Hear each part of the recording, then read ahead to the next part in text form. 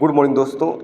आज हम लोग अर्जुना के करंट अफेयर, जिसमें राष्ट्रीय और अंतर्राष्ट्रीय दोनों के करंट अफेयर इसमें शामिल रहेंगे, उसका हम लोग बहुत ही इंपॉर्टेंट क्वेश्चन जो आपके एग्जाम के दृष्टिकोण से बहुत ही ज़्यादा इंपॉर्टेंट है, खासकर जो CGPSC अभी प्री के एग्ज़ाम है, एडीओ के एग्ज़ाम होने वाला है, उसके लिए बहुत इंपॉर्टेंट है। और बाकी जो NTPC एग्ज़ाम है उसमें तो आएगा ही आएगा, क्योंकि हम लोग जो है नेशनल और इंटरनेशनल करंट पढ़ने वाले हैं। तो आज मैं इसके अंतर्गत देखिए इंडेक्स में आपके पास सभी के पास तो ये बुक होगा, चर्चित व्यक्तित्व, चर्चित स्थल, चर्चित सम्मेलन, संवैधानिक चर्चाएं, पुरस्कार, चर्चित अभियान और चर्चित रिपोर्ट, ये मैं कवर कराऊंगा आप लोग को, बहुत ही इंपॉर्टेंट। उसके बाद जो है हमारे मनीष सर है वो आपको कंप्लीट कराएंगे इसको पूरा, ठीक है। आज हमारा कंप्लीट हो जाएगा। चलिए, तो पहला इसमें है फर्स्ट पेज में संजीव खन्ना। देखिए याद रखेंगे, भारत के सुप्रीम कोर्ट के अभी 51वें नंबर के मुख्य न्यायाधीश बने हैं संजीव खन्ना जी, ये याद रखना है, बहुत इंपॉर्टेंट है। और RBI गवर्नर संजय मल्होत्रा, ये इंपॉर्टेंट है। और लोक लेखा समिति हम लोग पढ़े हैं दोस्तों, लोक लेखा समिति उसमें टोटल जो है 22 सदस्य होते हैं। इसमें जो अध्यक्ष होता है वो जो है विपक्षी दल से होता है, इसीलिए इसका अध्यक्ष किसको बनाया गया है, KC वेणुगोपाल को। और KC वेणुगोपाल जी हैं वो कांग्रेस पार्टी से हैं, ठीक है ना। उसके बाद बात करते हैं हम लोग, ये सब बहुत इंपॉर्टेंट है, इसको आपको छोड़ना ही नहीं है ना जो पढ़ रहा हूँ उसमें।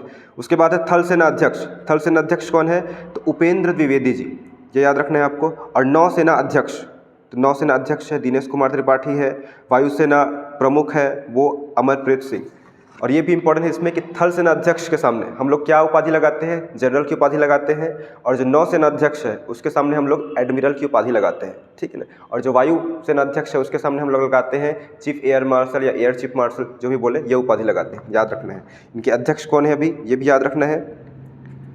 और उसके बाद हम लोग बात करते हैं जो बहुत ही ज़्यादा इंपॉर्टेंट है, भारत के नियंत्रक एवं महालेखा परीक्षक CAG, ठीक है, जिसका संविधान के अनुच्छेद 148 में उल्लेख है, कंट्रोलर ऑडिटर जनरल।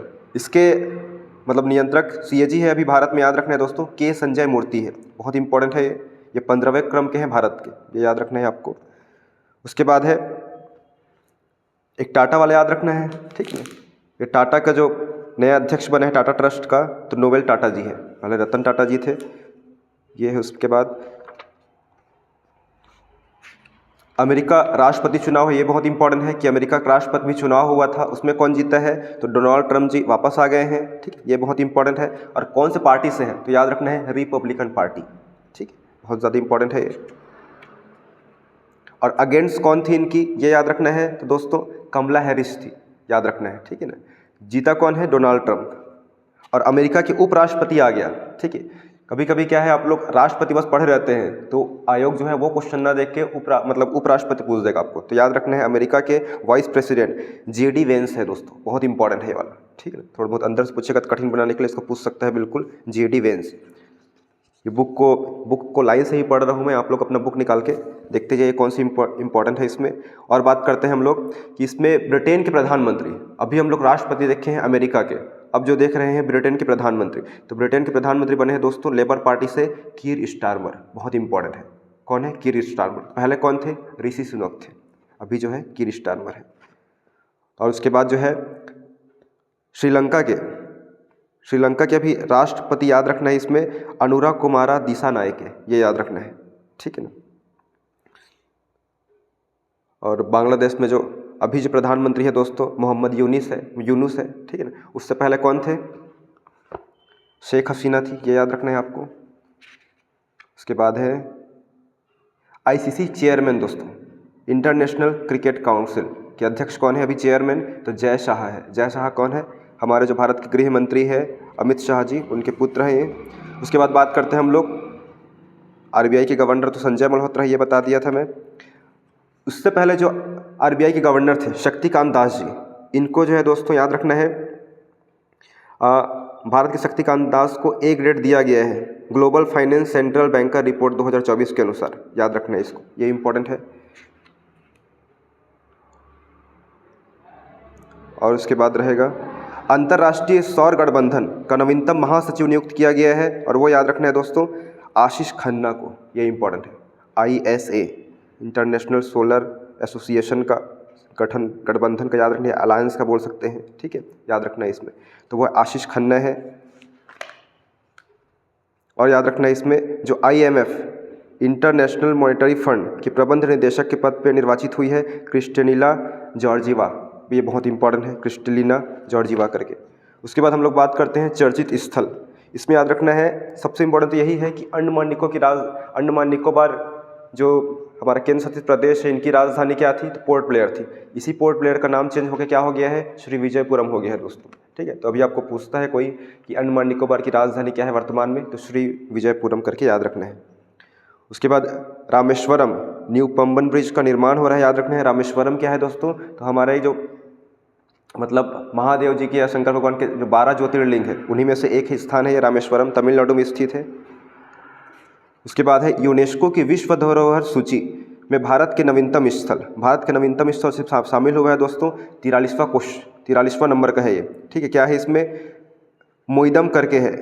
ठीक है, ये जो जगह है दोस्तों असम में है, और ये जो है अहोम जनजाति हम लोग पढ़ते हैं असम में, उसका शाही परिवार का क्या है? कब्र है, वहीं दफनाया गया था। तो उसी को विश्व धरोहर स्थल के रूप में इसमें नामित किया गया है, शामिल किया गया है, याद रखेंगे भारत में।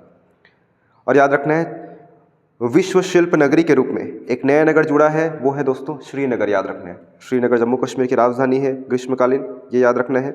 इससे पूर्व भारत के 3 ऐसे शहर हैं जिनको शिल्प नगरी की मान्यता दे दी गई है, और ये जो श्रीनगर होगा वो चौथे क्रम का है। हम लोग बात करते हैं कि 3 शहर कौन कौन से हैं। एक है मैसूर है, जो मैसूर कौन से राज्य में पड़ेगा? तो कर्नाटक में पड़ेगा। जयपुर जो है राजस्थान में पड़ेगा, और मल्लपुरम, ये 3 स्थान है, उसको पहले से ही दे दिया गया। अभी जो चौथा नगरी है विश्व शिल्प नगरी श्रीनगर है, ये याद रखना है। और साहित्य का शहर सिटी ऑफ लिटरेचर, इसको किसको दिया गया है दोस्तों? यूनेस्को द्वारा। जो कोझिकोड जो है दोस्तों शहर है केरल राज्य का शहर है, इसको साहित्य का शहर घोषित किया गया है यूनेस्को द्वारा, ये बहुत इंपॉर्टेंट है। और यूनेस्को का मुख्यालय याद रखना है दोस्तों कहाँ है? फ्रांस के पेरिस में है। ठीक है, ये याद रखना है इसमें। और इसमें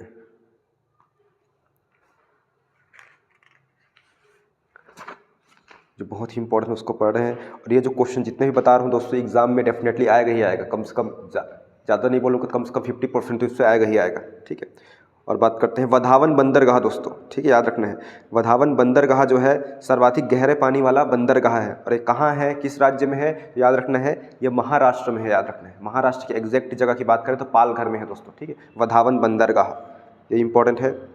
और छत्तीसगढ़ करंट अफेयर और भारत करंट अफेयर में भी लिखा हुआ है, देखिए विश्व का सबसे ऊंचा बैम्बू टावर, बैम्बू मतलब क्या होता है? बांस होता है, बांस से बना हुआ टावर, ये कहाँ बना हुआ है दोस्तों? याद रखना है बेमेतरा जिला में, बेमेतरा जिला के कठिया ग्राम में, बहुत इंपॉर्टेंट है। ये हमारे छत्तीसगढ़ के बेमेतरा जिले के कठिया ग्राम में है। यहाँ जो है बांस से निर्मित सबसे बड़ा टावर